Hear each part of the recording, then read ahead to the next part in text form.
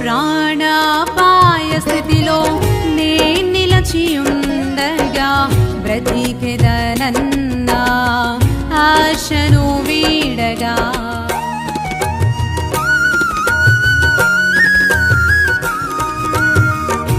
ప్రాణాపాయ స్థితిలో నే నిలచియుండగా బ్రతికెదనన్నా ఆశను వీడగా నేనున్నానని చేయి పట్టి మరణము నుండి జీవముకు చేర్చావు. నేనున్నానని